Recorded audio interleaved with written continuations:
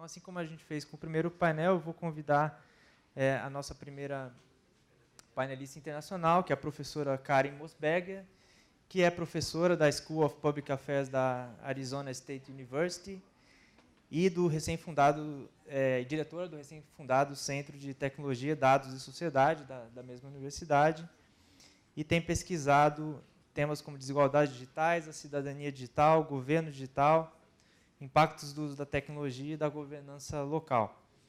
Ela tem autora de uma série de livros, entre eles o Digital Cities, The Internet and Geography of Opportunity, que toca em temas que a gente vem discutindo até aqui. E também, enfim, tem atuado com uma série de prêmios nessa área, na relação entre estudos de políticas públicas e a questão do digital. Então, eu passo para a professora Karen fazer a sua apresentação em 30 minutos e depois a gente termina de compor o painel.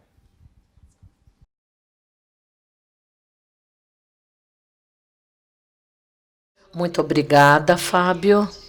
E também agradeço muito ao NIC BR, ao CETIC BR, pelo convite. É um grande prazer e honra ter sido convidada a participar deste seminário e também poder ver todas as atividades de liderança e inovação. A minha palestra, então, vai se basear mais no contexto americano, mas eu estou muito animada para a discussão que vamos ter em seguida, para falar sobre possíveis implicações aqui no Brasil, São Paulo especialmente, e também realizar algumas comparações. Before beginning, I want to acknowledge. Antes de iniciar, eu gostaria de reconhecer os meus coautores, né? Todo o trabalho que eu estou apresentando aqui foi feito em colaboração e nós acabamos de concluir esse nosso manuscrito graças à ajuda dos meus colegas da Universidade de Iowa. E eu vou mostrar também algumas pesquisas que eu fiz lá em Chicago.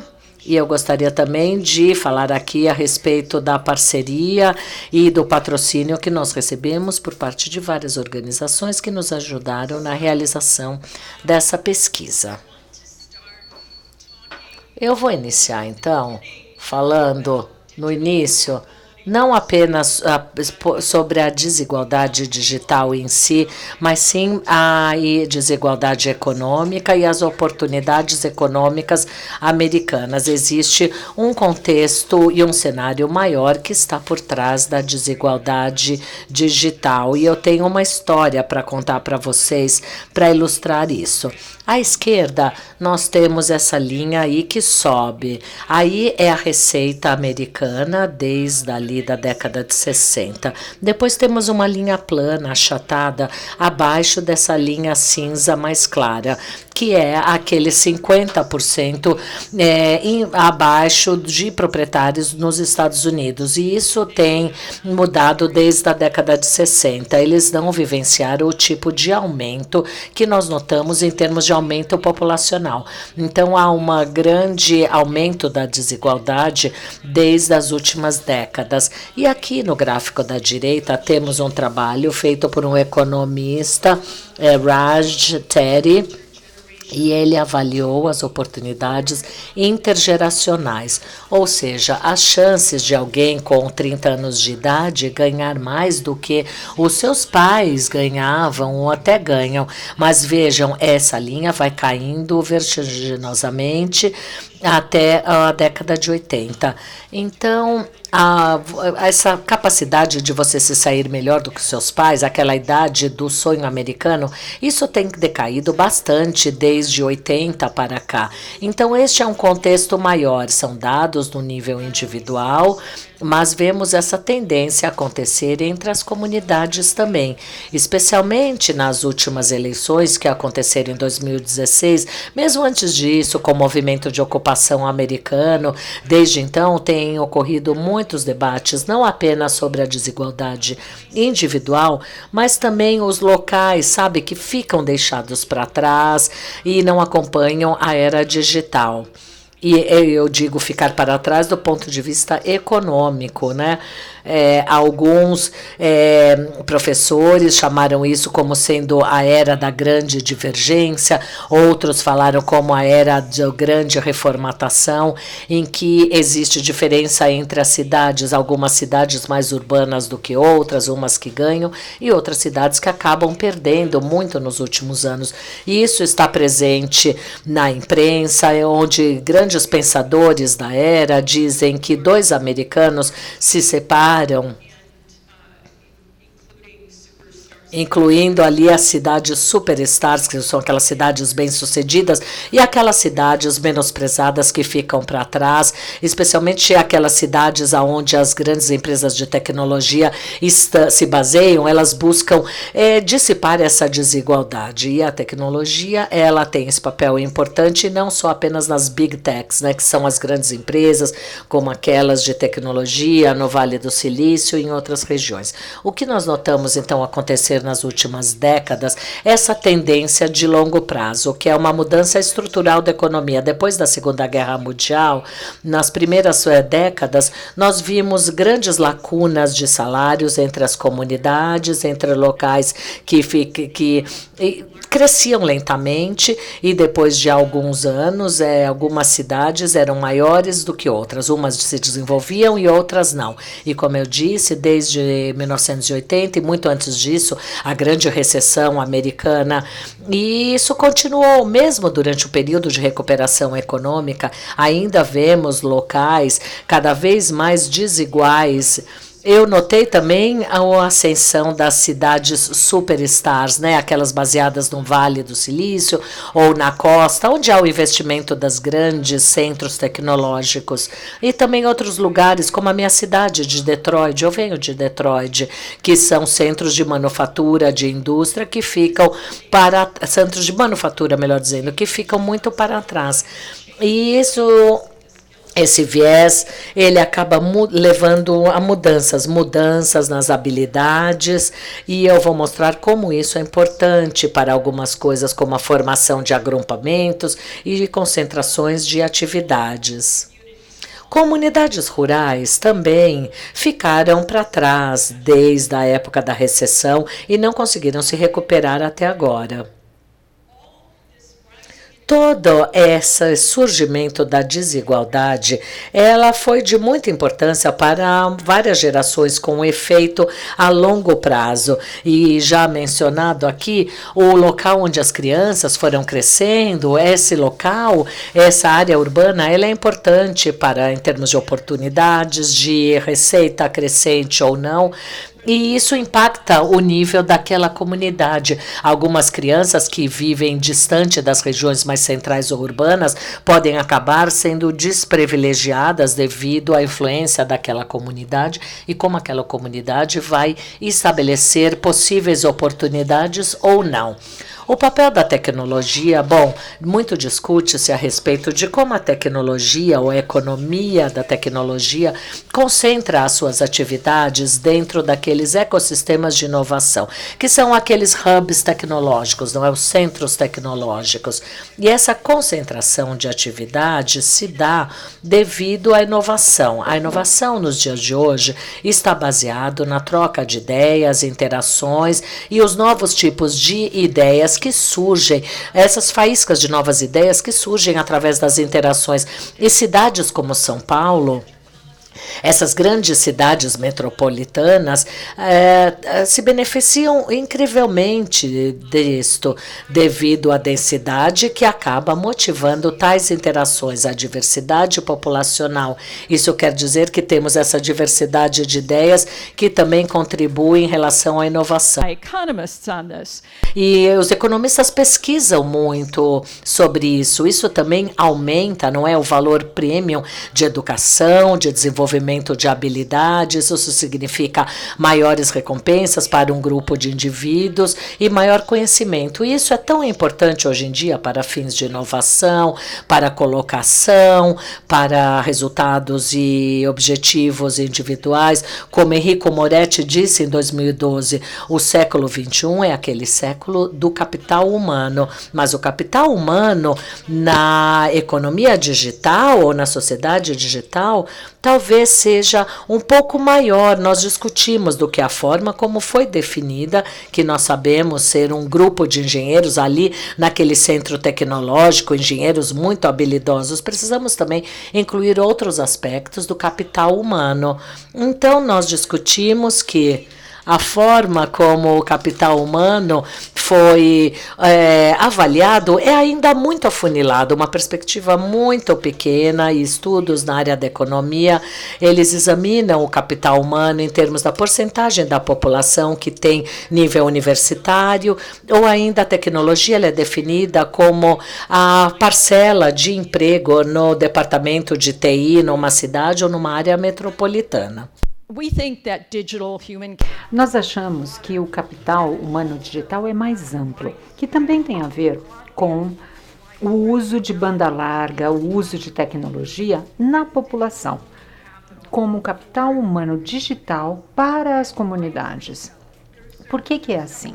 Há várias razões. Em primeiro lugar, já foi mencionado hoje que isto representa habilidade, maior habilidades para o empreendedorismo, para os trabalhos, são habilidades digitais úteis na economia, para diferentes tipos de funções, diferentes empresas. Mas isso também quer dizer que os indivíduos têm acesso a informações que podem ajudá-los a criar o seu próprio capital humano. Educação, busca de novos trabalhos, uso da internet para obter informações sobre saúde e poder trabalhar, mobilidade, disposição do trânsito, tudo isso, e já foi escrito por Hagetai em 2002, chamado como atividades que aumentam o capital humano por meio da internet. Agora, uma terceira forma disso realmente fazer diferença é o uso mais amplo de banda larga ou uso de tecnologia na comunidade, porque aí nós temos redes mais ricas, mais densas, para uma troca de ideias e interações, exatamente como grandes cidades como São Paulo, Chicago ou outras grandes cidades oferecem uma plataforma ou um lugar para interações em espaços físicos, exatamente para que mais pessoas na comunidade online tenham uma maior parte desta rede mais interagidos e mais integrados nas interações. Finalmente, sabemos que o crescimento e produtividade na economia resultam não só do que as empresas de alta tecnologia fazem, mas sim das aplicações da tecnologia nos diferentes empregos, nos diferentes setores. Além das empresas de tecnologia, será que uma adoção ampla de banda larga realmente ajuda as comunidades a ampliarem a sua possibilidade? Será que realmente levam a maior prosperidade, maior crescimento? Nós sabemos que no nível individual, sim, o uso da tecnologia no trabalho ou em casa impacta salários, com os trabalhadores menos também educados, não é só para engenheiros que se aplica, também importa para aqueles trabalhos de nível intermediário que exigem o conhecimento de tecnologia, mas não uma formação universitária, aqueles trabalhos de oportunidade em que a pessoa vai avançando na carreira, e também os trabalhos internacionais. A OCDE fez algumas pesquisas com habilidades, tentando determinar como as habilidades digitais gerais impactam os salários e os desfechos e resultados econômicos. As políticas públicas, portanto, partem do pressuposto de que não é só uma habilidade no nível individual, mas sim é um benefício que acaba perpassando toda a comunidade e a sociedade quando as pessoas desenvolvem esse capital humano digital. Assim, nós precisamos de uma melhor evidência, pelo menos nos Estados Unidos, de como o uso de banda larga importa de fato.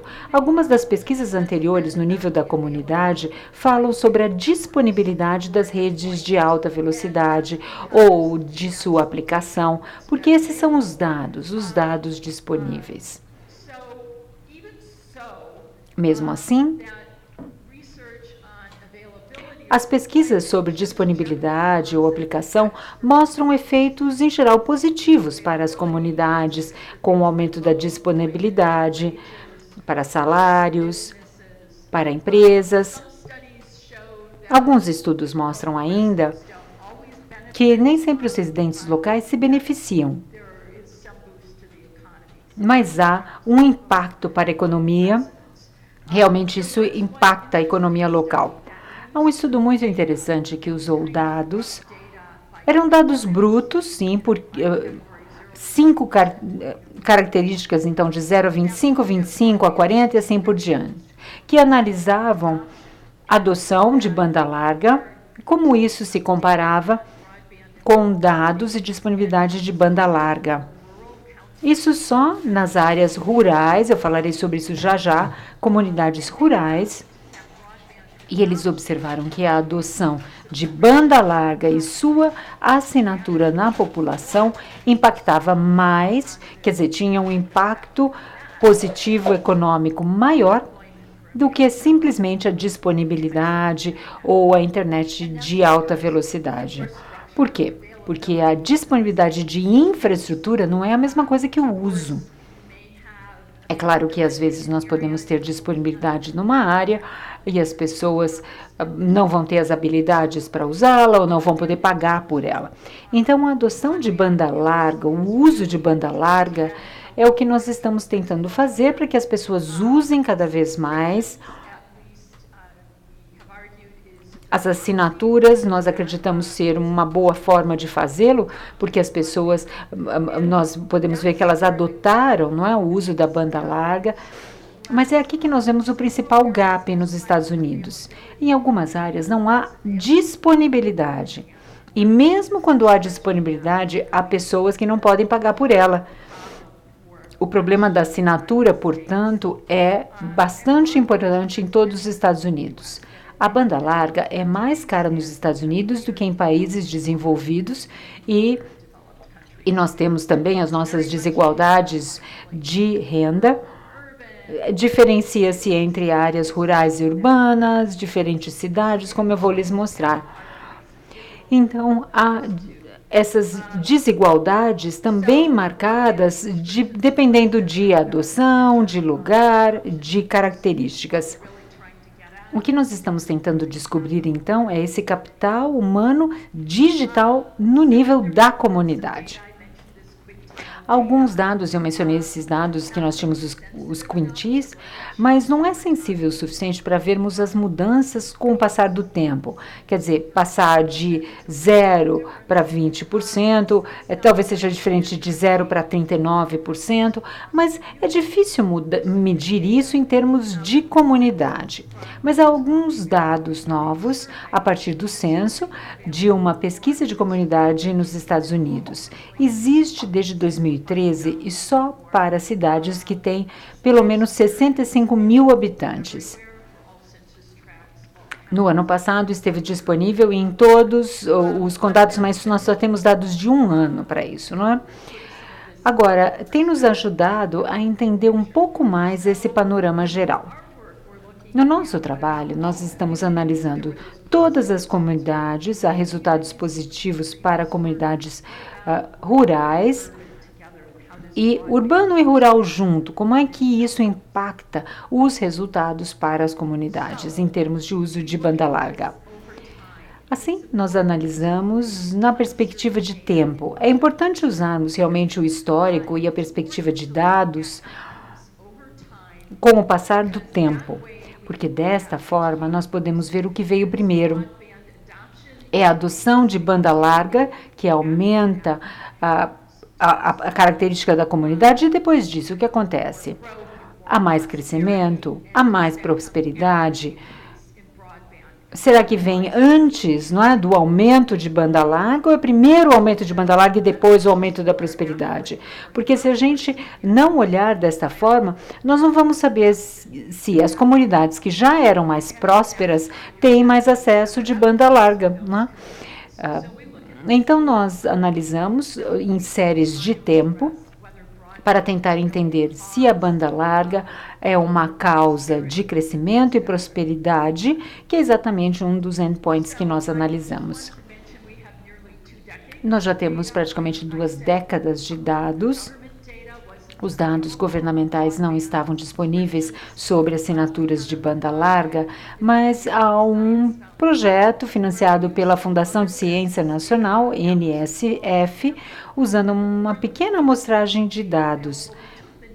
Então, nós usamos os dados nacionais, tentando identificar onde as pessoas estavam localizadas, e nós fizemos uma estimativa de localização das pessoas e uso de banda larga.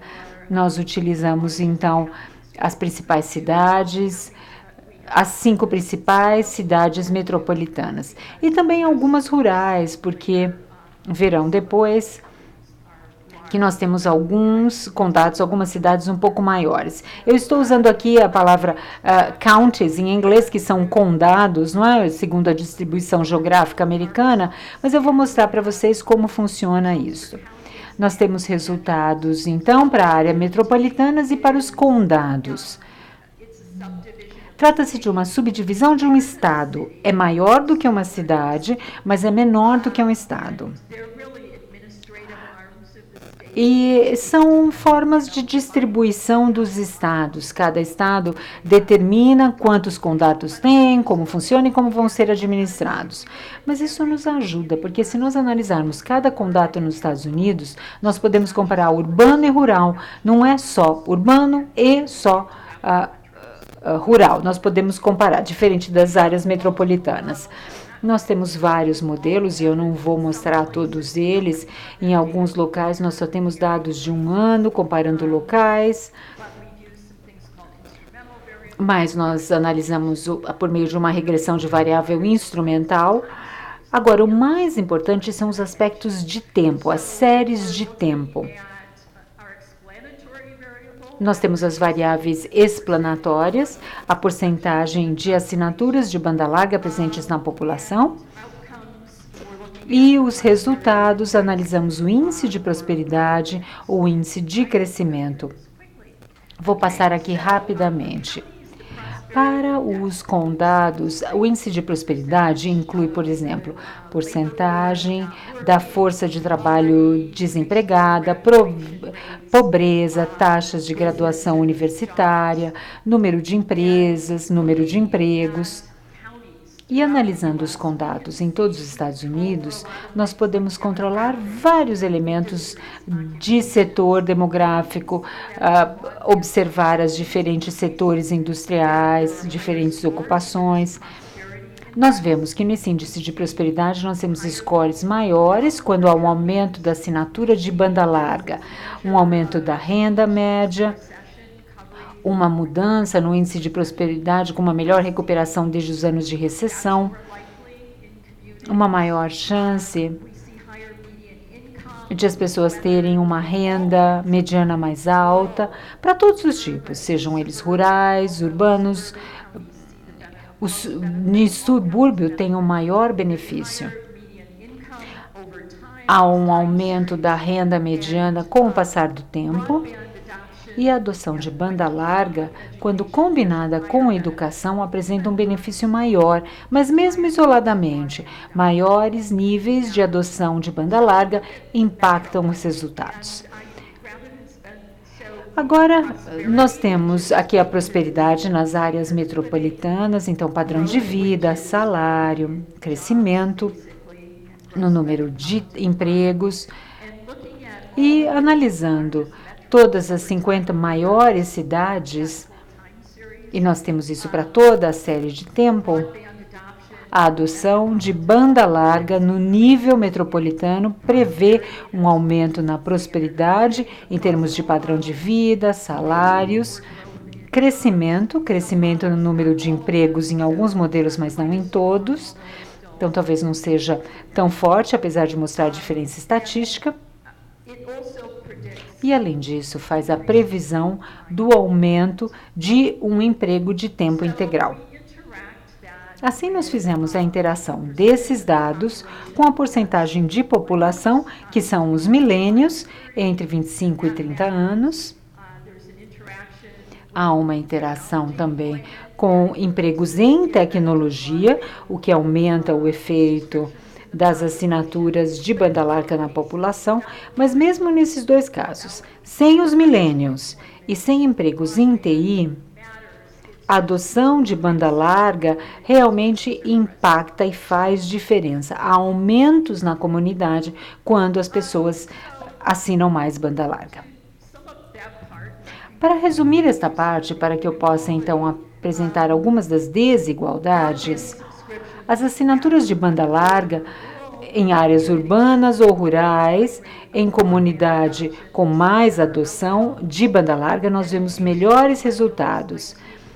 Educação, os milênios e o emprego em TI também tem o seu impacto, mas só a assinatura de banda larga tem o seu impacto. Nós olhamos diferentes modelos, diferentes métodos, e sim, banda larga impacta de forma positiva. E é uma forma de inclusão mais em direção à prosperidade. Não é só para atrair a próxima Google ou a Amazon, mas sim criar mais riqueza na comunidade. Mas ainda há muitas discrepâncias. Aqui à esquerda nós estamos vendo todos os condados americanos. Aqueles mais escuros têm maiores níveis de adoção de banda larga e assinaturas de banda larga na população. E como podem ver à direita, são os diferentes códigos postais, então uma distribuição mais granular, mas o mesmo padrão, basicamente.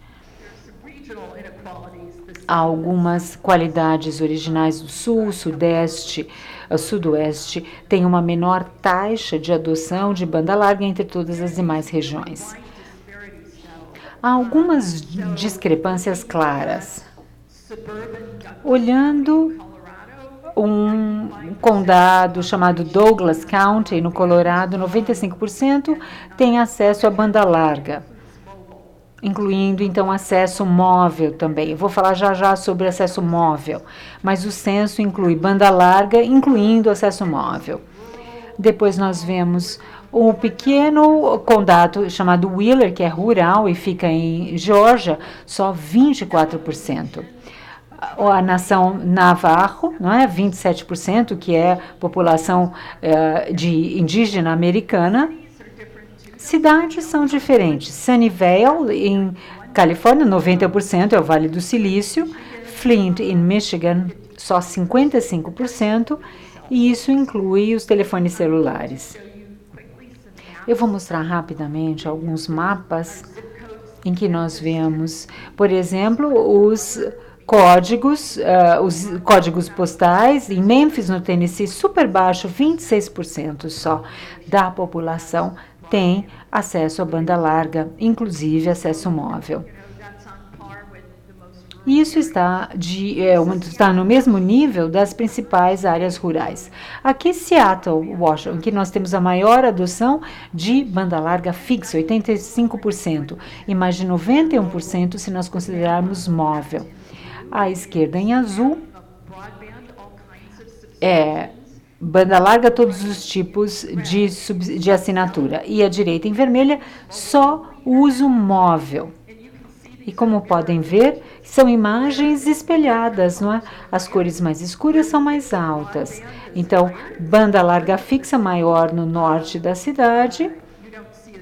E nós não vemos tanto móvel. O móvel somente mais na parte sul da cidade. Então, são padrões, principalmente em comunidades de baixa renda, como latinos, afro-americanos, usam principalmente o acesso móvel.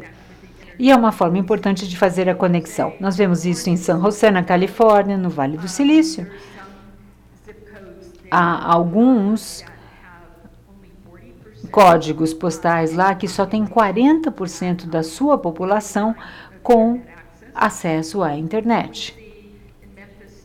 E em Memphis, no Tennessee, em que há alguns CEPs só com 20% de acesso,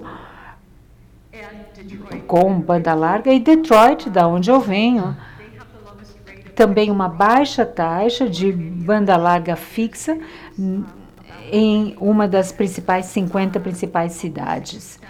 Só 67% com acesso móvel apenas. Mas vejam que isso varia também pelo bairro da cidade. Bom, como é que o local, então, impacta? Eu e a Ellen fizemos uns trabalhos quantitativos analisando os efeitos da segregação e concentração de pobreza e como isso amplifica as barreiras de adoção.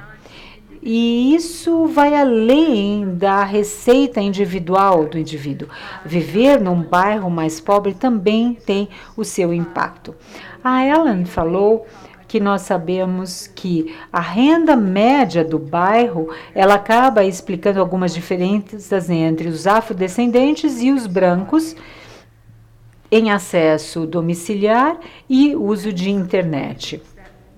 E algumas das razões pelas quais nós observamos isso são as diferenças em oportunidades educacionais, não há acesso aos mesmos empregos, as pessoas não aprendem sobre tecnologia, a própria rede de contatos das pessoas que podem aprender informalmente, e esses bairros também que têm pouco acesso, uma população mais pobre, acaba tendo preços mais caros de serviços específicos. É importante saber que, dependendo do bairro, todas as coisas podem ser diferentes. Nós fizemos uma pesquisa em Chicago em 2008 e 2011 e mais uma vez em 2013. E não sei se conhecem Chicago, mas laranja, vermelho e amarelo são áreas com menos uso de banda larga, menos uso de internet de qualquer tipo.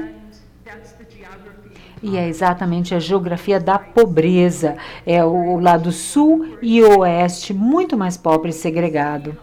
E nós podemos ver como isso impacta não só o acesso, mas também as atividades que as pessoas fazem online. Em locais em que a adoção de banda larga é menor, por exemplo, West Garfield Park, aqui, esse primeira linha, só tem 39% da população com acesso à banda larga em casa, banda larga fixa. E nós vemos isso porque aqui inclui móvel, 63%. O uso de internet em algumas localidades é muito maior, porque inclui acesso público e móvel. Mas, vejam, a última linha aqui, a média da cidade para todos esses usos. Busca de empregos, acesso à saúde, transporte, governo digital, todas essas diferentes atividades online são muito maiores. Mesmo que as pessoas tentam o acesso, não tem uma banda larga fixa em casa, mas elas tentam o acesso, e todas essas atividades online são muito menores nessas comunidades com pouco acesso à banda larga, apesar de as pessoas tentarem o seu melhor. Antes de encerrar, eu gostaria de falar um pouco sobre o aspecto móvel, que é tão importante, não é? Os smartphones. Há uma certa dualidade entre o uso de internet só de acesso móvel. Ou seja, as pessoas que não tenham acesso pessoal antes têm um acesso contínuo à internet agora, mas há limitações, número de telas de acesso, como fazer, não dá para fazer a lição de casa pelo sistema, mas nós ouvimos isso já em focus groups, as pessoas dizendo que ficam tentando fazer as coisas. Há um certo limite quando o acesso é só móvel. Normalmente são pessoas mais jovens, de baixa renda, afrodescendentes, latinos, que vivem em bairros menos favorecidos. E nos nossos estudos de Chicago, por exemplo, os afrodescendentes e os latinos em comunidades menos favorecidas, aqueles que tinham acesso a móvel, faziam mais atividades políticas e econômicas online, menos do que as pessoas com acesso à banda larga fixa em casa, mas ainda assim havia um benefício, quer dizer, já é um passo a mais, apesar de não bastar. Para encerrar, eu gostaria de lhes dizer que os resultados que eu lhes mostrei são a primeira evidência de uso de banda larga na população e como isso impacta os resultados econômicos nos Estados Unidos. Há algumas implicações de política, claro. As políticas precisam falar de adoção e uso e não só implementação. O foco sobre inclusão digital hoje fala de banda larga em áreas rurais e isto não basta, não é o principal problema. Quando há conexões nas áreas rurais, ainda há o problema de pessoas de baixa renda que não podem adotar porque não podem pagar pelos serviços. Nós podemos ver que as comunidades locais e cidades, eu ouvi hoje sobre São Paulo, nos Estados Unidos, há cidades como São Paulo em posição de liderança, tentando realmente evitar essas lacunas e ajudar na inclusão digital. Mas o que as cidades podem fazer somente não basta. Nós precisamos de suporte intersectorial e intergovernamental. Muito obrigada. Eu vou compor o restante do nosso painel. Gostaria de convidar a professora Marta Resch, que é professora titular do Departamento de Ciência Política da USP e diretora do Centro de Estudos da Metrópole, e que tem uma pesquisa voltada para a área de estudos sobre desigualdade, a análise comparada dos estados federativos e análise comparada dos sistemas de proteção social. Deixa eu só usar o meu celular aqui como fonte de informação para convidar também o professor Francisco Gaetani para se juntar conosco. O professor é doutor em Administração Pública pela London School of Economics, mestre em Administração Pública também pela LSI, especialista em Políticas Públicas e Gestão Governamental pela UFMG, e atuou como professor licenciado da FGV e atuou numa série de posições em órgãos públicos. Então, eu primeiro passo a palavra para a professora Marta trazer seus comentários, especialmente discutir, né, como é que essa tradição de estudo sobre as desigualdades e sobre as políticas sociais podem um pouco informar essa nossa discussão aqui sobre o fator digital, né, como é que o digital, e também apresentar o capítulo 2 do livro que a gente está distribuindo daqui a pouco é de autoria da professora Marta, que vai trazer também alguns dos resultados para a gente agora.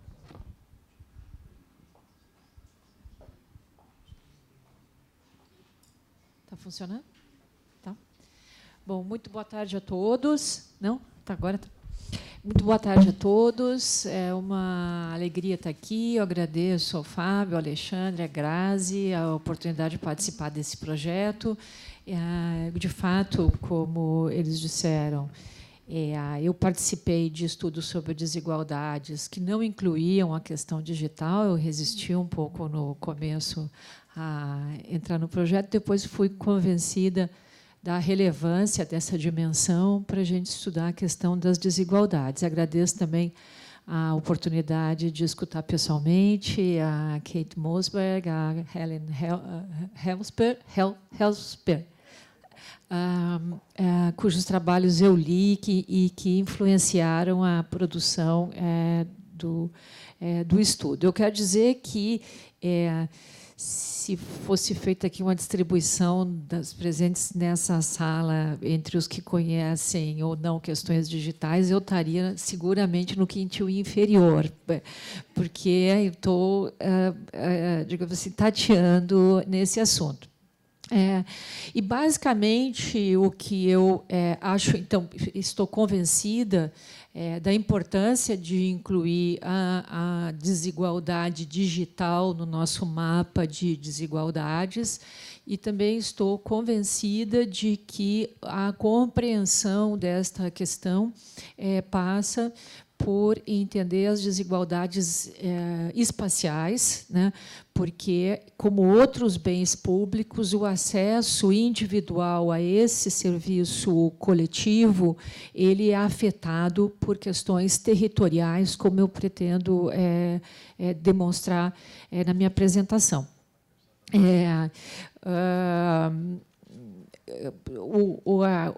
o estudo que eu fiz se baseou basicamente nos dados da PNAD contínua e nos dados da TIC, que foram tremendamente úteis, e ele basicamente chega na mesma conclusão que eu cheguei dos meus estudos anteriores sobre questões de desigualdade territorial de bens públicos, que mostra que, quando a gente vê dados gerais, dados nacionais, esses dados nacionais escondem desigualdades territoriais importantes. E essas desigualdades territoriais, até onde eu pude concluir, a partir de dados muito preliminares, elas se explicam menos pelas desigualdades de renda e mais pela concentração espacial da pobreza.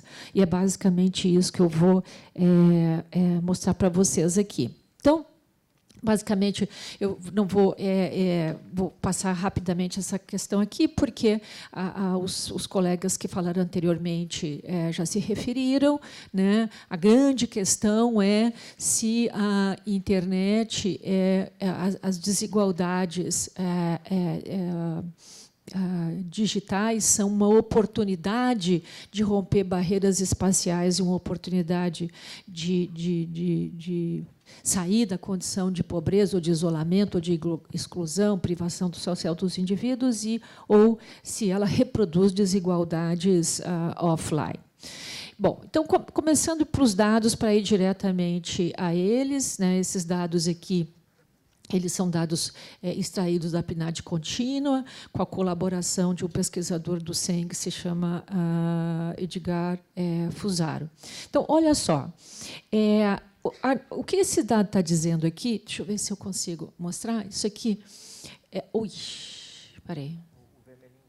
O vermelhinho volta, o verde à frente. Tá aqui. Então, olha só, isso aqui são os usuários de internet no Brasil, quer dizer, pessoas de mais de 10 anos de idade que declararam usar a internet, ter tido acesso usado a internet nos últimos 3 meses. Então, vocês veem que, basicamente, o número de usuários por região é muito desigual. As regiões em que tem mais concentração de pobres têm uma participação menor do que as demais regiões, né?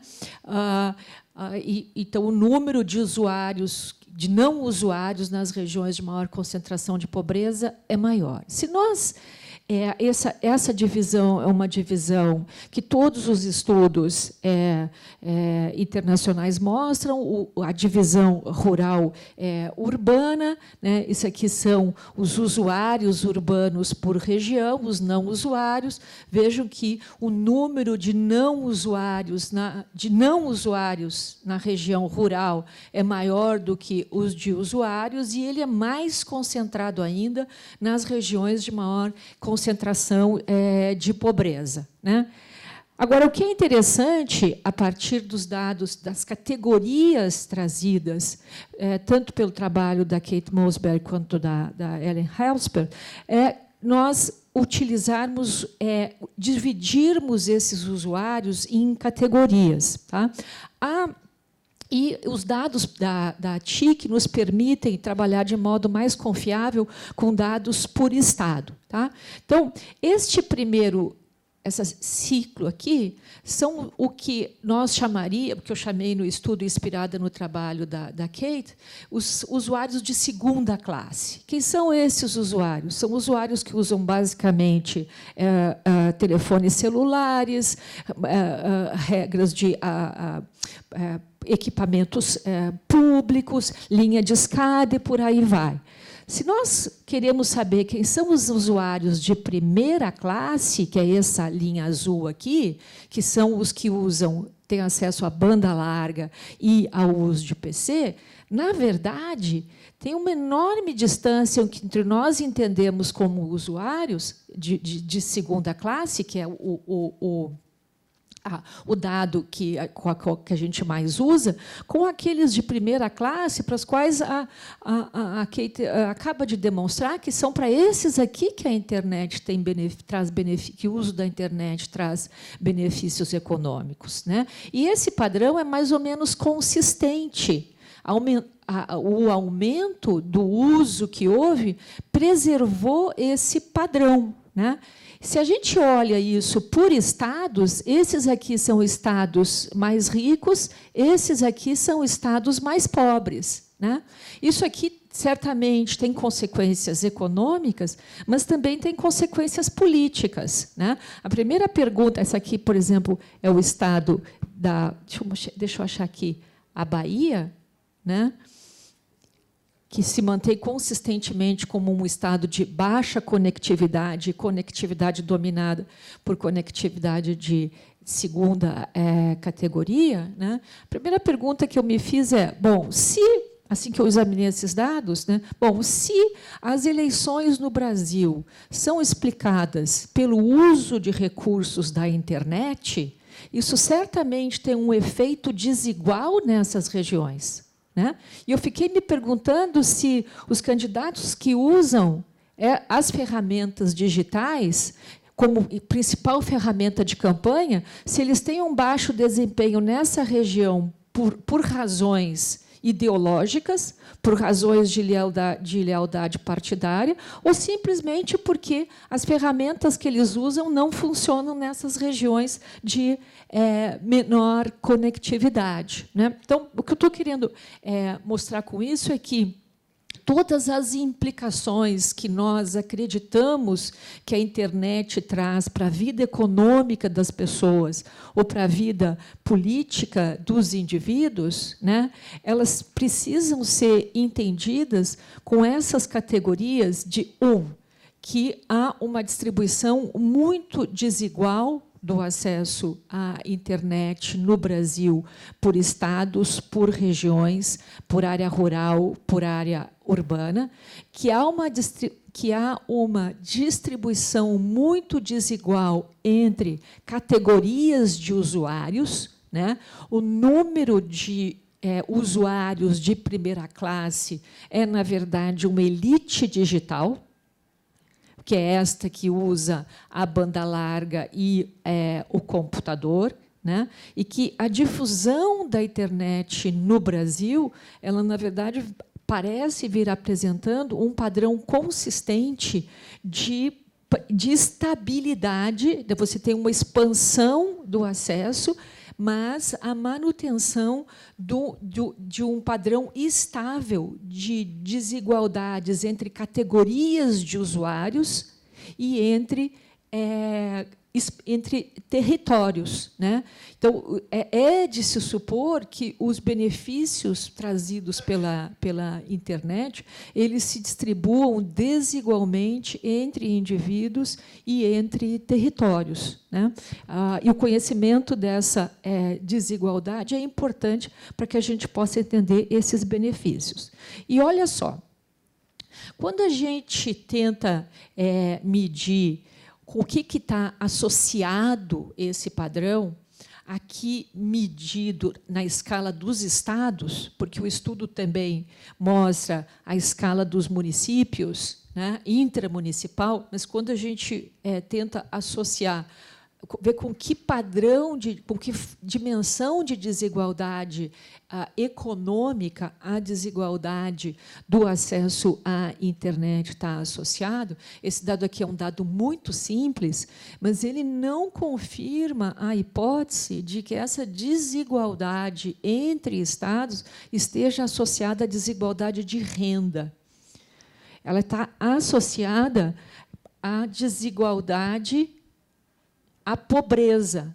Os estados, quanto maior a concentração de pobreza, menor o acesso à internet. Esse padrão é consistente também para o dado mais recente. Então, qual parece ser o mecanismo que está operando aqui, que eu também encontrei para outros tipos de serviços públicos, como o acesso à água, o acesso ao esgoto, o acesso à energia elétrica, que no Brasil já está praticamente universalizado, mas serviços públicos em geral. A decisão do provedor de oferecer o serviço, está associada ao nível de renda dos potenciais usuários. Então, o que explica que não, porque aqui não estou falando de causa, porque eu não tenho elemento para dizer isso, mas há uma associação consistente entre esses dados sobre a desigualdade digital e outros dados que nós temos sobre água, saneamento, acesso às escolas no Brasil, que estabelece que é a concentração territorial de pobres que inibe a oferta de serviços de melhor qualidade. O potencial provedor avalia qual é o mercado potencial do serviço que ele tem para oferecer e avalia e toma a decisão de oferecer o serviço baseado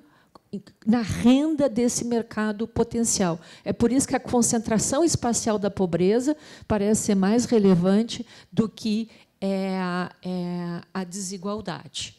Né? Se assim é, né, a desigualdade, a concentração de pobreza e as desigualdades digitais tendem a estar associados, o que significa que dois indivíduos de mesma renda, vivendo em regiões com diferentes taxas de concentração de pobreza, tenderão a ter vidas diferentes. Então, um indivíduo de renda média numa região muito pobre terá uma vida diferente do que um indivíduo de renda baixa numa região mais rica. É isso. Obrigada, mais uma vez, pela oportunidade de participar do estudo e dessa mesa.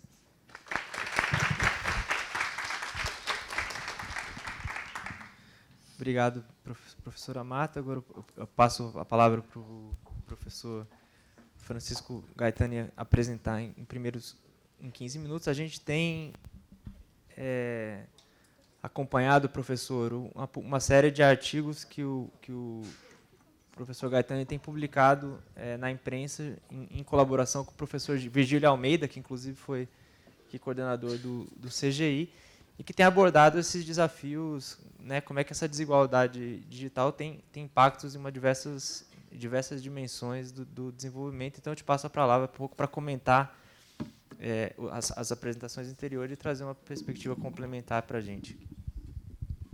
Bom, Fábio, obrigado pelo convite, pela oportunidade, é uma honra muito grande. Me sinto um pouco intimidado aqui pela qualidade das apresentações, pela empiria do material todo trazido. Felizmente, no mundo anglo-saxão, tem uma palavra para esse pessoal da burocracia que, às vezes, se mete a fazer coisas, eles chamam de practitioner. Então, eu fico mais confortável com o practitioner, às vezes, nessa discussão, do que no pesquisador mais sério. Todos devem... É muito comum o provérbio americano do líder da Câmara dos Deputados, Tip O'Neill, toda política é local, mas as pessoas conhecem menos o complemento, né? Que toda política local é pessoal. E isso muda muitas coisas. Eu venho de Brasília, né, um lugar que as pessoas não existem, né? E a gente trabalha no agregado, né? Essa questão do casuísmo, do particularismo, é uma questão para os níveis subnacionais dos governos, né? Eu acho que nós vivemos uma realidade hoje de múltiplas assimetrias. Assimetrias de áreas meios, de área fim. No serviço público, a área profissionalizada é a zaga, né, o pessoal do controle, das finanças, do mundo jurídico, né? As corporações, particularmente o corporativismo jurídico e econômico-financeiro, geram um serviço público muito assimétrico. Eu falo disso porque é minha área, então é um pouco minha entrada nessa discussão. Se nós pegarmos também memória técnica e documentação, poucas instituições cuidam disso de forma adequada. Quando a gente vê o histórico das séries dos Estados Unidos e do Reino Unido, são séries históricas impressionantes. Aqui nós vivemos uma situação de séries históricas com alguns espasmos, né, alguns buracos, alguns dentes, que aparentemente tendem a se agravar. Quando nós falamos de município, nós falamos de cadastro imobiliário, plantas de valores, né, as bases de dados urbanas e rurais, as imagens de satélites, nossos cadastros são aqueles de vocês que trabalham com isso sabem quão frágeis são. É uma discussão tributária que acredito que vocês que conhecem o trabalho da Marta sabem quão complexo é essa discussão do Pacto Federativo no país. E não podia deixar de entrar nessa conversa a questão da infraestrutura tecnológica. Nós vivemos hoje, nas cidades como São Paulo e outros grandes centros, lembra um pouco Nápoles. Nápoles são civilizações que se sobrepõem. Nós não chegamos a tanto, mas nós temos várias cidades que se sobrepõem umas às outras no mesmo espaço, né? E o que leva a uma base de dados de um livre milzinho, né? Conforme o bairro que você entra, a rua que você entra, você está num século, né, ou numa década da história do país. O local digital é uma conversa, a vitalidade, como isso irrompeu no debate, né, é espetacular. E é uma fonte de esperança de muitas transformações que a gente vive hoje no Brasil. Por quê? Porque a tecnologia ela é potencializada na aplicação no plano local de uma forma que, nos âmbitos estadual e federal, é uma discussão um pouco mais lenta, mais travada pela nossa letargia institucional. Nós temos desafios como a gestão das bases de dados, das assimetrias dos diálogos, né? Nós temos os municípios correndo para as nuvens, né? Ao mesmo tempo que todos os governos administram aí sua zumbilândia aí de sistemas, né? Mas a tecnologia tem se acelerado e colocado um desafio para as administrações que tem proporcionado mudanças extraordinárias, né? Eu acho que nós todos estamos vivendo aí o desafio da requalificação digital. A apresentação da Helen foi impressionante nesse aspecto, sobre o desafio de requalificação da mão de obra, em particular na esfera pública, né? E também estamos vivendo um país onde a assimetria dos controles em relação à área finalística torna um pesadelo o enfrentamento dos backlogs. Não há um órgão que não tenha um passivo aí extraordinário drenando energias do presente em relação a quem está fazendo alguma coisa importante, né? O problema é o seguinte: nós podemos contar com a tecnologia para romper essa inércia, reverter essas tendências e inicializar padrões novos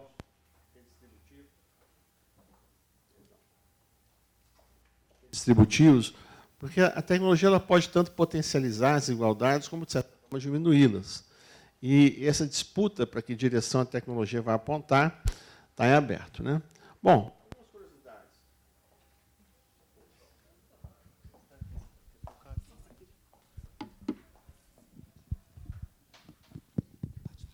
o Brasil é um dos países, segundo esse relatório, o terceiro, onde as pessoas passam mais tempo por dia na internet. Curioso, né?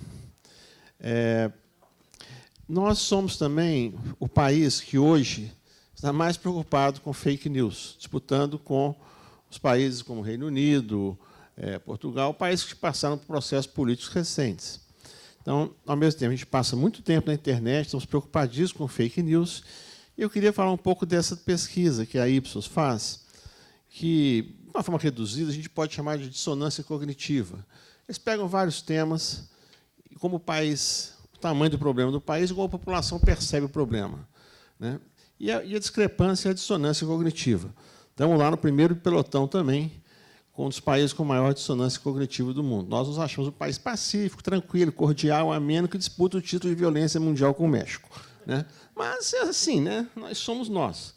Essa percepção de que nós somos a zona sul do Rio de Janeiro, mas, na verdade, não é bem isso, né?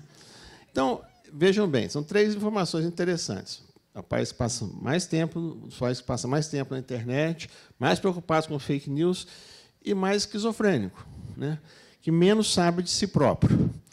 A discussão de inovações hoje no mundo passa por uma abordagem, a OCDE tem feito vários trabalhos nessa linha, e quando a gente fala do mundo digital, a discussão digital e a discussão de inovação, hoje elas estão praticamente assim, com um grau de sobreposição muito grande.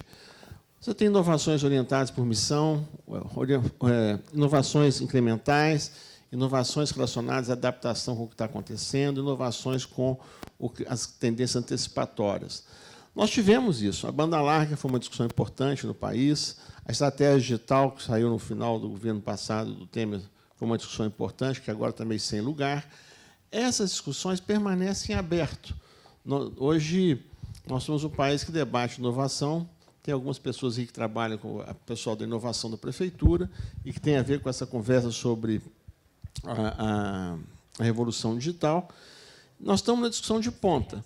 O que nós não estamos na discussão de ponta é o feijão com arroz. Mas na discussão do feijão da inovação, nós estamos sintonizados com o que vai no mundo.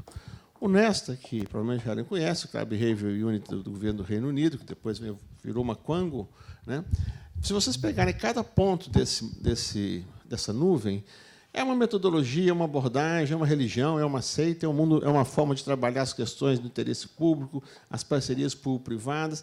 Então, nós nunca tivemos um repertório tão grande de ferramentas e metodologias para transformar as coisas.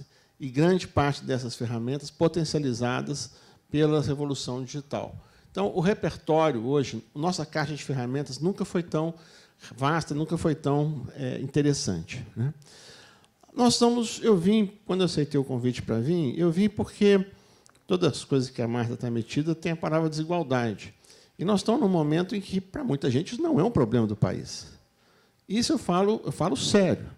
Desigualdade não é um problema para muita gente do país.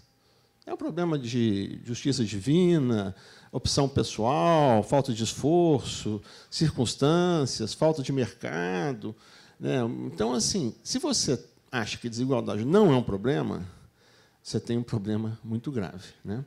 Bom, transporte coletivo, acesso ao consumo, né? Not in my backyard, nós estamos aqui numa prefeitura, né? Quem é que quer os parques, quem é que quer as penitenciárias, quem quer os aeroportos, quem quer os aterros sanitários. Estamos vivendo os desafios da geração nem, não estudam, não trabalham, também não procuram, né? No ponto de vista de governo, a dashboardização da gestão, que dá uma segurança extraordinária quando você tem um painel de controle comandando as coisas, te põe numa nave espacial, né, do Capitão Kirk. Né, desvinculação do trabalho do emprego, né, a gig economy, que acho que o Fábio mencionou, nossa economia de bico aí, que ela avança espetacularmente, né? As questões de todos os nossos arranjos federativos, acho que a Marta pode falar disso com muito mais propriedade que eu, não tem um igual ao outro. Nós somos um federalismo de geometria variável, mas que as relações intergovernamentais na saúde não são iguais às da educação, que não são iguais do meio ambiente, que não são iguais de segurança. Então, é uma geometria variável com um grau de complexidade diferenciado, que torna muito difícil, não só para os estrangeiros, mas para nós, brasileiros, também entendermos para quem que a gente reclama, com quem que a gente conversa. As jornadas de junho deixaram isso em aberto e continua em aberto, né? Nós não estamos conseguindo ver como a gente equaciona o processamento dessas agendas intergovernamentais. E queria falar especificamente em relação a essa discussão nossa, o problema da produção das bases de dados. Nós estamos vivendo um momento em que essas bases de dados com as quais nós trabalhamos, e que vocês têm feito um trabalho aqui espetacular, no que diz respeito às fontes estatais dos dados, nós temos um problema sério hoje, porque essas instituições estão todas em xeque. O o IBGE, o Instituto Nacional de Pesquisa Espacial, o IBAMA, o INPI.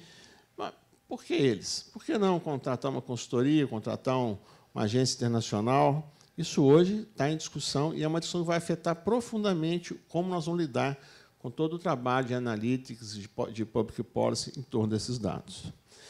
Bom, acho também que a questão dos dados ela relativiza a questão pessoal, a questão das pessoas, voltando um pouco ao mundo local, né, e ao serviço público, a questão da profissionalização, que é a área que eu trabalho, né. Geralmente, aqueles de vocês que trabalham no governo sabem que você pensa o que a cadeira que você está sentado pensa, né. A sua visão é fortemente condicionada pela sua inserção na discussão do problema. Acho que não tem exemplo melhor do que o senador Zé Serra, quando era ministro do Planejamento, contra todas as vinculações, ministro da Saúde, defendendo as vinculações da saúde, né?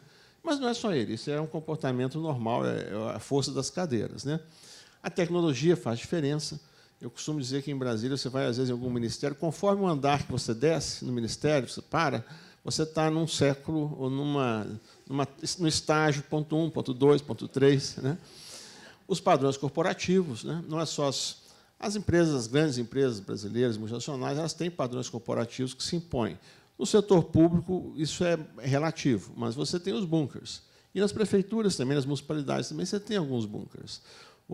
A fiscalização, o pessoal da engenharia, a turma da assistência social, são bunkers, cada um com características diferenciadas, mas para a rede de educação, a saúde, e que mostram que, de certa forma, o peso das pessoas, dos indivíduos, ele está sendo cada vez mais relativizado, né?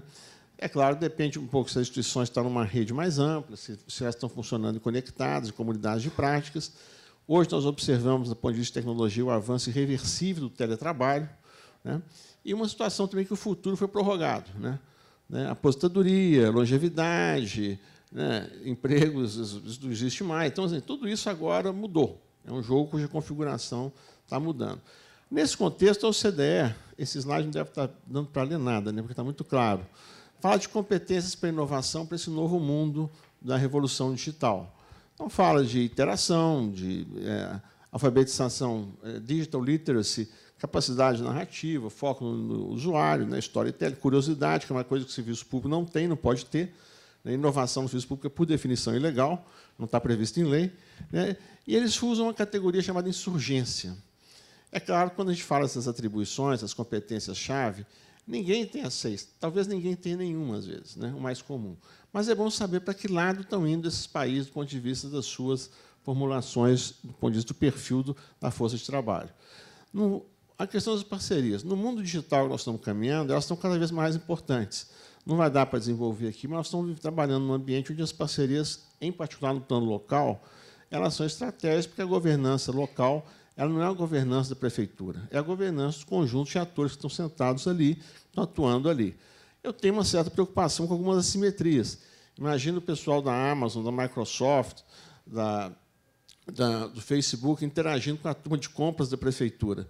Não é uma conversa muito equilibrada, né? Mas, enfim, faz parte da vida hoje, né? A título de conclusão, nós temos um mundo hoje de novas infinitas possibilidades. As relações governamentais se complexificaram, essa tensão mercado-democracia está se aprofundando, as cidades hoje são feixes de algoritmos. Né? Hoje, outro dia, eu estava dando uma aula, alguém falou, mas o mindset do algoritmo, eu virei assim, como é que é? O mindset do algoritmo. Né? Então, hoje, né, a política, em grande parte, sendo substituída por algoritmos, essas coisas estão mudando. E as cidades também estão produzindo algoritmos diferentes de regulação da vida urbana. Né? O interesse público hoje está em xeque no mundo inteiro. Né? O reducionismo tecnológico é apresentado como solução para quase tudo. O serviço público está acabando. Essa semana deve ser encaminhada a reforma administrativa apontando a direção de unificação dos mercados de trabalho. Esse é um cenário que a gente tem que pensar.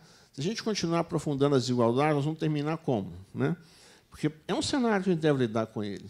Nós vamos polarizar do ponto de vista social ou não. Né? Nós estamos com poderes atuando no plano local cada vez mais remoto. Certamente, a Google hoje tem um poder sobre São Paulo maior do que, provavelmente, o presidente da República, o governador do Estado e o próprio prefeito, do ponto de vista de poder informacional. Né? E temos que lidar com a temática geracional, combinada com o mundo digital, as instituições e o que se passa em cada cidade. Eu deixo aí também alguns filmes que eu acho que ajudam a lidar com esse mundo novo aí. Vocês desculpem, eu não resisto, mas eu acho que vale a pena dar uma olhada, porque essa combinação de mudança climática, revolução digital e a questão da longevidade, hoje domina o debate global e estão convergindo. Obrigado.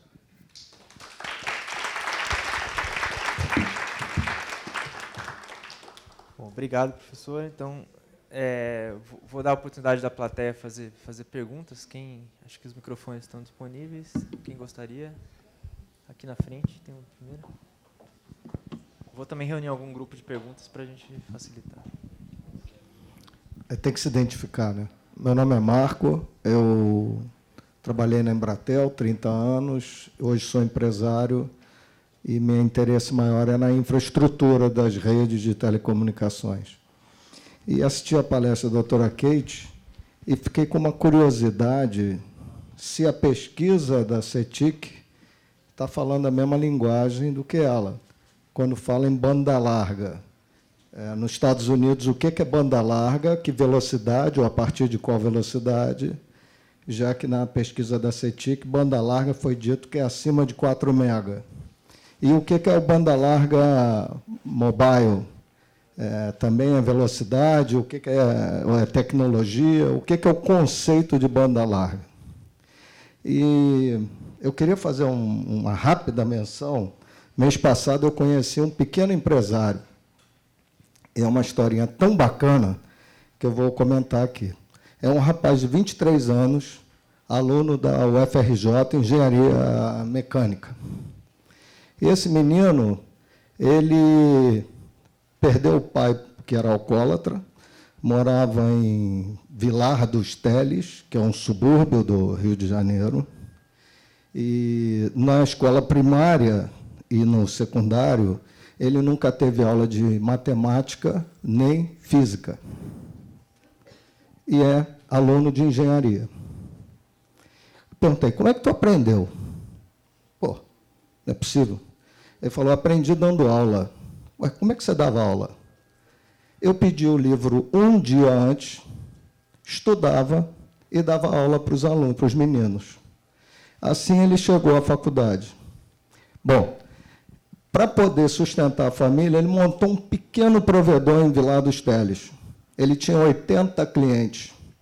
E as pessoas do bairro do lado, que se chama Belford Roxo, que é outra cidade ali do lado, começaram a pedir os serviços para ele. E ele chegou a ter 800 clientes em Belford Roxo. E o interessante é que, após ele ter esses 880, o tráfico mandou ele sair de Belford Roxo, e da noite para o dia ele perdeu os 800 clientes e ainda sofreu um atentado à bala. É um menino de 23 anos. É um empreendedor digital e que não consegue fazer sucesso no Brasil. Isso não está relacionado à política pública. Então, esse é um negócio a ser bem pensado. Mas, voltando à pergunta, eu questiono, então, o conceito de banda larga da pesquisa da CETIC e o conceito internacional. Obrigado. Mais alguém gostaria? Aqui, não. Oi, boa tarde. Meu nome é Thaís, sou pesquisadora no Núcleo de Estudos da Violência da USP. Há mais ou menos um ano e um mês, mais ou menos, a gente vem trabalhando numa equipe no Núcleo de Estudos com dados da Secretaria de Segurança Pública sobre roubos, sobre criminalidade no geral. E o que a gente tem debatido no Núcleo de Estudos é o quanto, na verdade, o que a gente tem não esses bancos de dados dizem respeito não necessariamente à realidade, mas àquilo que conseguiu se depreender da realidade, são o que foi registrado.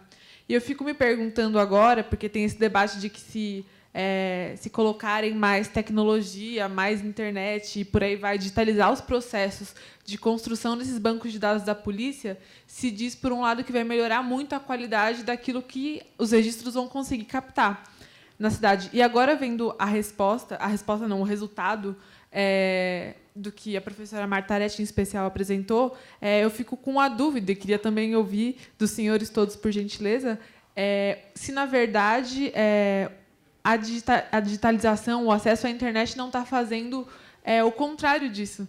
Ao invés dos bancos de dados que estão cada vez mais digitalizados e por aí vai, conseguirem acessar mais pessoas, na verdade, eles estão excluindo mais ainda uma parcela da população que normalmente já fica de fora dos bancos de dados no geral. Então, por exemplo, um exemplo para finalizar, o IBGE não trabalha ou trabalha de maneira muito reduzida com dados da população em situação de rua. Então, os dados que a gente tem do IBGE, no geral, são dados que dizem respeito às pessoas que têm ali uma casa formal ou por aí vai e excluem parte dessa população, o que faz com que essa população, por vezes, só consiga ser contabilizada em algum índice do governo quando, sei lá, elas morrem, por exemplo. Aí sim elas entram nesse índice. Então, será que a digitalização, na verdade, não está acentuando a defasagem em bancos de dados, como, por exemplo, da segurança pública, que é o que a gente trabalha? Desculpa me estender muito na pergunta. Obrigado. Acho que tem uma ali, Diogo. Boa tarde. Meu nome é Diogo, eu sou do IDEC, o Instituto Brasileiro de Defesa do Consumidor. Uma questão também para a professora Karen. Nós, assim como um conjunto de organizações, acadêmicos e ativistas, temos trabalhado com a ideia de que a grande referência, o grande paradigma de inclusão digital é uma conexão fixa residencial. E nos parece que está em sintonia com as questões que você apresentou aqui. A última frase, nós não estamos num momento muito positivo, vamos dizer assim, para a implementação de políticas públicas nacionais. Virou quase um palavrão, política pública. Mas, na última frase da sua apresentação, professora, você falou de iniciativas locais de inclusão.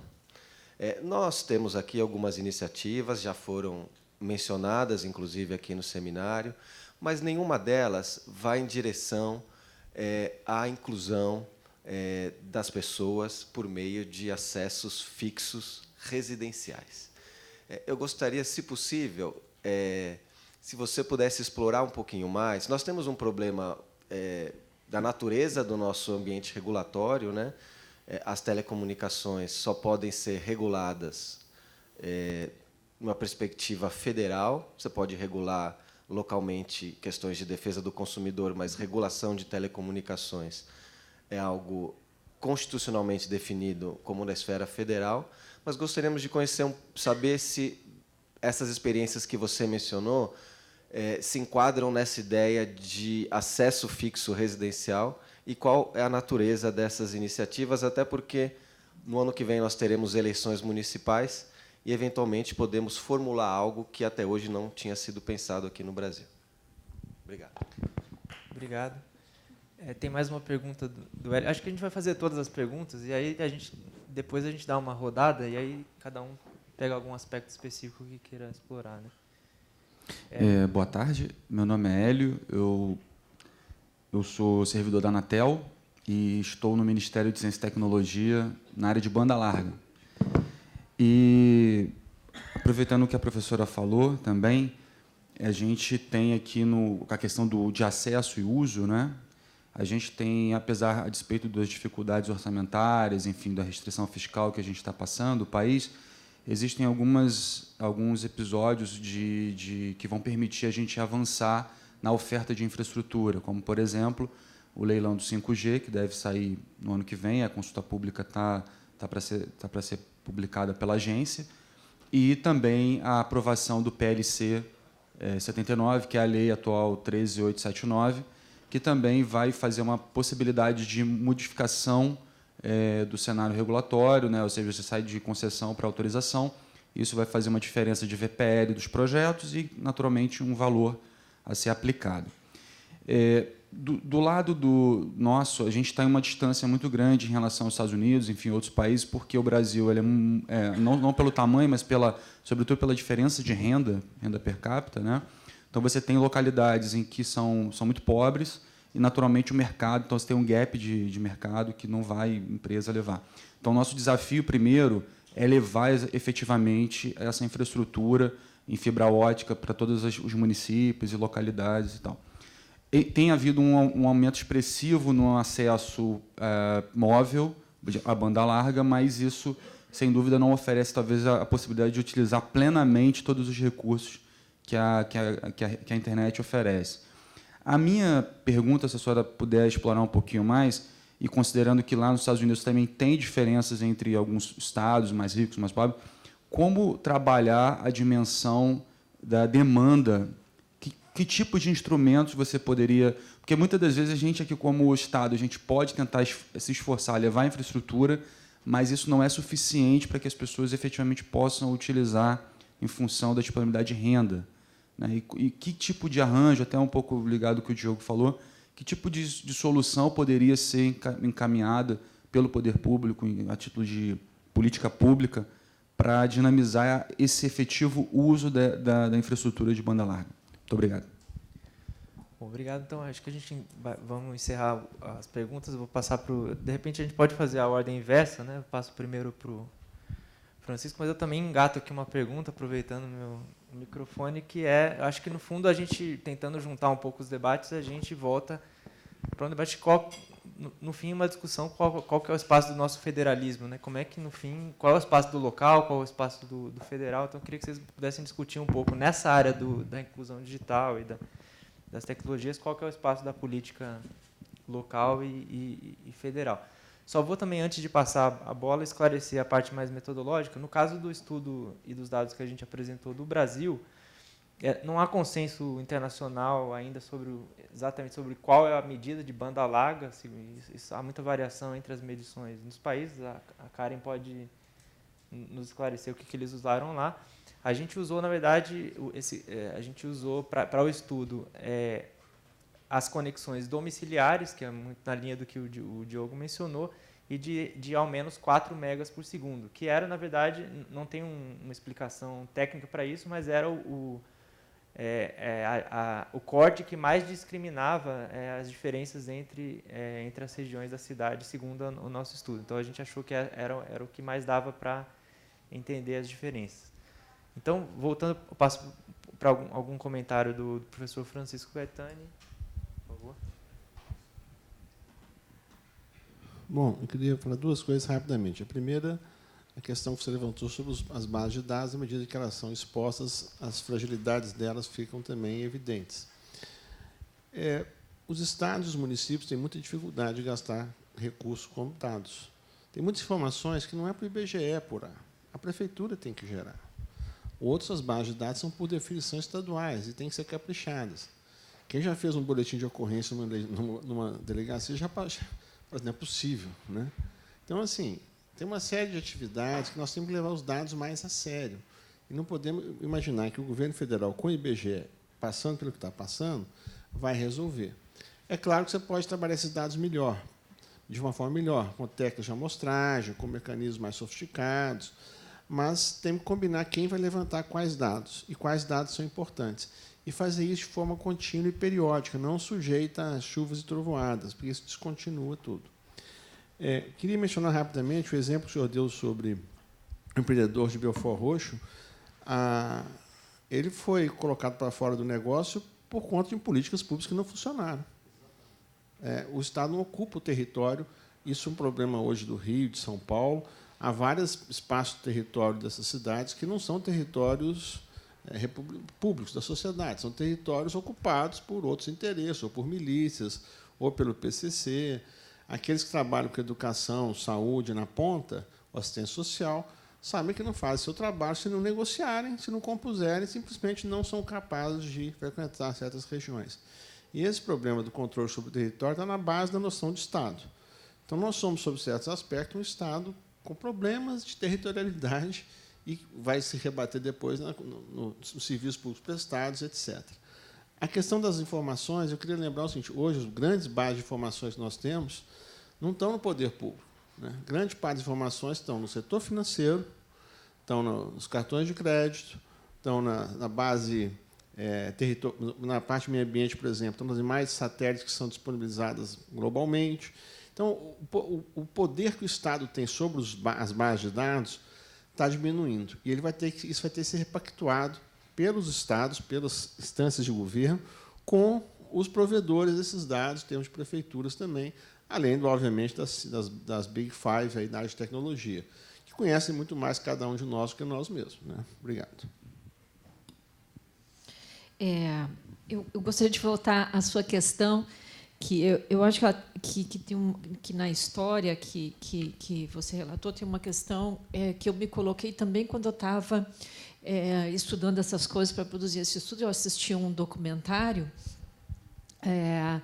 na Globo News que é sobre internet, exclusão digital, sei lá, não me lembro, mas teve um fato que me chamou muito a atenção, que era a história de uma moça que morava num bairro em que não tinha acesso à internet. Então, ela ia diariamente para o UFRJ, que tinha um acesso melhor, com maior velocidade, e ela trabalhava todo dia sentada num banco na UFRJ, porque lá tinha acesso melhor, né?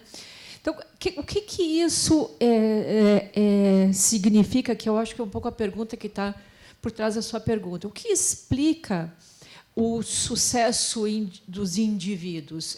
São qualidades individuais que nós não podemos observar nesses estudos, porque são dimensões não observáveis, né? Ou são atributos do lugar, ou atributos de origem. Tal. Essas são coisas muito difíceis de fazer, mas os estudos causais eles têm que tentar controlar por esse aspecto, né? Esse estudo que a Karen mencionou e que eu mencionei, que está citado nos meus slides lá, do Raj Shetty, que é um professor de Harvard, em que ele diz, é um estudo em que ele demonstra que o lugar tem um efeito sobre, quer dizer, o bairro tem um efeito. Na verdade, ele não estuda o bairro, ele estuda as community zones, que é uma área maior. Tem um efeito independente sobre o desempenho dos indivíduos. Para controlar esse problema, porque ele controla por indivíduos que migraram e não migraram, e ele controla vendo os indivíduos que migraram por razões alheias à sua vontade, porque aqueles que migraram por vontade própria poderia ter um elemento de confusão aí, que é o fato do indivíduo migrar porque a família é mais ambiciosa. Só para dizer que são coisas muito difíceis de fazer, mas que os bons estudos têm tentado controlar por esse fator, que é você saber se a prosperidade se deve à ambição do indivíduo ou às características do lugar, o que me leva para a segunda questão. Não existe base de dados perfeita. Toda base de dados tem problema, tem limitações, é cheia de problemas. Primeiro, porque quem formula as pesquisas não tem condição de antecipar todas as perguntas que nós temos depois. Quem formula pesquisas em condições de restrição. O mundo, infelizmente, não nos obedece. Então, tem milhares de coisas que a gente quer saber e não consegue saber. Então, o que nós temos que fazer, o que é muito difícil de fazer, é você saber quais são os limites da sua base de dados com a qual você está trabalhando e o que você consegue responder, né, sempre tentativamente, com as bases de dados que você tem. Então, uma pesquisa domiciliar, ela certamente vai excluir aqueles que não têm domicílios, né? A grande dúvida é sempre o custo de você obter essa informação e qual é o ganho que você tem com esta informação. Enfim, o federalismo brasileiro. Esse talvez seja o tema mais difícil, né? O que ficou muito claro nesse estudo aqui é que as desigualdades digitais no Brasil, elas são territoriais, elas são persistentes e parecem ser muito relevantes, né? Mas, normalmente, a gente mistura no Brasil o estudo sobre desigualdades regionais com o estudo sobre o que os governos são responsáveis por fazer, né? E essas coisas não necessariamente andam juntas, né? Eu teria que pedir ajuda aos universitários para saber quem é responsável pelo que na internet no Brasil, porque eu não saberia dizer, né? Mas eu tenho a impressão que é um território um pouco que é regulado pelo governo federal. Muitos governos podem fazer políticas públicas, inclusive locais, né? O que colocaria de novo essa política no campo das iniciativas individuais e pouco reguladas pelo governo federal, né? Obrigado, Marta. Professora.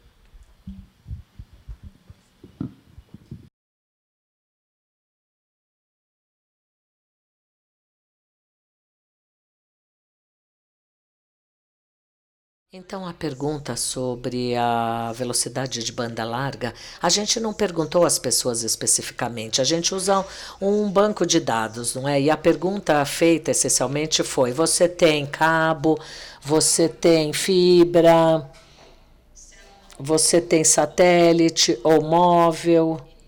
Essas foram as perguntas feitas. Não perguntamos sobre velocidade. A maior parte das pessoas nessa pesquisa nem sabem o que é velocidade, então não perguntamos sobre velocidade. É melhor perguntar apenas como eles acessam a internet. Tinha uma pergunta sobre discado, conexão de escada, e a gente excluiu. Qualquer outro tipo de acesso à internet, a gente excluiu.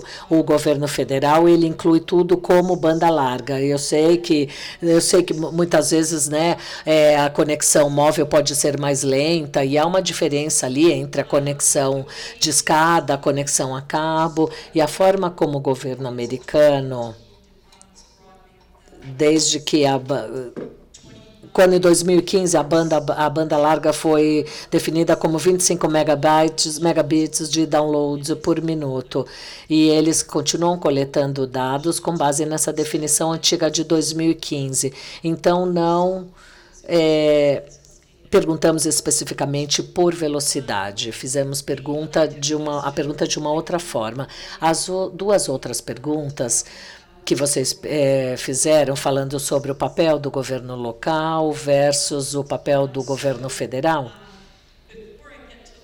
Antes de eu falar sobre o governo local, deixa eu mencionar de maneira mais geral a forma como o mercado de banda larga se dá nos Estados Unidos, que na sua maioria é uma provisão feita pelo setor privado.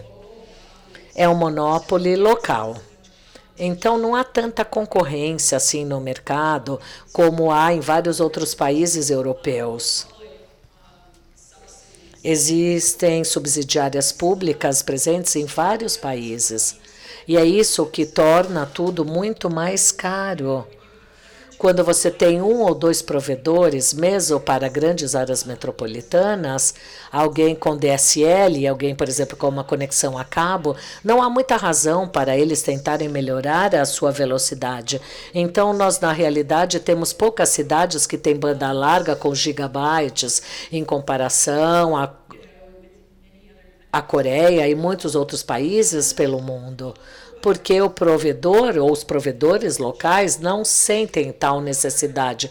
É claro, nós temos o Google, com o Google Fiber, né? Google Fibra, tem algumas áreas que estão cobertas, mas os estados, as cidades são governadas por estados, e há 19 estados no momento que proibiram as suas cidades de terem banda larga do município. Então, os estados acabaram metendo a pata e deixaram a concorrência de fora, porque eles têm que estreitar essa relação com os grandes provedores para manter o monopólio. Eu ouvi vocês falaram também sobre ao nível federal. Não há muita coisa acontecendo sobre as iniciativas de banda larga no nível federal, mas eu não acho tampouco que o nosso governo federal esteja fazendo muito lá nos Estados Unidos, né? Os subsídios estão sendo cortados pelo setor de comunicação, pouco fala-se sobre o que pode ser feito, e acaba gerando um apelo para muitas pessoas, especialmente na área de pobreza. É uma questão de disponibilidade e habilidade, mas muitas pessoas tampouco conseguem ter habilidade para ter um acesso regular devido às questões de disponibilidade e de poder ter acesso. Então, há um pequeno programa no nível federal chamado Lifeline, é um subsídio que você pode usar para conseguir um smartphone ou uma conexão fixa. A quantia é bem baixa, mas, enfim. Há algumas empresas, Comcast é uma delas, que têm uma concessão e decidiram que eles iriam oferecer nas suas cidades banda larga com desconto. Isso, infelizmente, não cobre todos. É bem básico, mas é melhor que nada, né? Ainda bem que existe, mas temos muitas lacunas, não há tanta coisa aí que fala sobre esse acesso garantido. Existe uma necessidade por parte do governo federal subsidiar as pessoas de baixa renda. Eu não vejo isso acontecendo no momento. As cidades realmente sentem a necessidade por parte da população local. Eles veem uma necessidade das comunidades, das vizinhanças. As cidades, elas têm alguns programas de acesso através das bibliotecas, trabalhando com as comunidades, entregando treinamento, tentando fazer o que é possível, como, por exemplo, aí na questão do 5G, concessões da rede 5G, e as cidades americanas, com frequência, oferecem esses monopólios de acesso de cabo. Algumas empresas coletam um determinado valor que eles usam para a inclusão digital, como, por exemplo, o Wi-Fi público e programas de internet gratuita nas bibliotecas. São José, ele coleta uma determinada taxa e eles negociam esse valor que eles negociam para ser investido em programas de inclusão digital ou para subsidiarem a adoção dessa inclusão digital. E, em seguida, a Comissão de Comunicação Federal, ela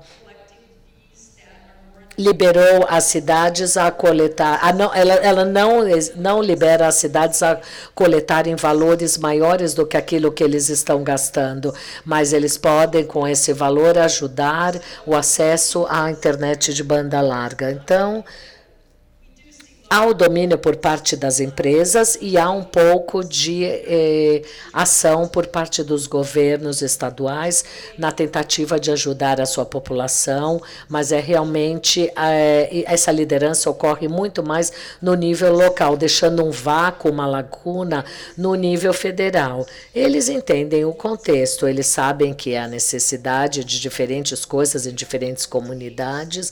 Agora, o que é necessário para colocar as pessoas online, é isso realmente que é importante, para que eles possam fazer online aquilo que eles precisam. E há uma série de vantagens em realizar as coisas no nível local, mas as comunidades mais pobres, com as maiores necessidades, são aquelas que têm menores recursos, e essa é a questão. Antes de tudo, agradecer a presença de todos e todas, agradecer os parceiros que permitiram esse estudo, especialmente o SEBRAP, o Centro de Estudos da Metrópole, e também o projeto Disto, que eu convido a todos a visitarem a página do Disto também, porque vocês vão poder ver outros estudos nessa mesma linha ao redor do mundo. Queria agradecer as equipes envolvidas também, em especial a equipe do Ibope Inteligência, que é um parceiro estratégico para a coleta dos dados que a gente faz no CETIC, na área de inclusão digital, e as equipes do CETIC envolvidas. Queria agradecer duas pessoas que coordenaram esse projeto na prática, a Graziela Castelo e a Estefânia Cantoni, que foram as pessoas que efetivamente fizeram esse trabalho possível. Então, a gente queria oferecer um exemplar dos livros para vocês aqui na saída por baixo, não por cima, onde a gente vai também oferecer um coquetel para a gente poder celebrar esse momento e poder conversar um pouco mais. Então, muito obrigado e até a próxima.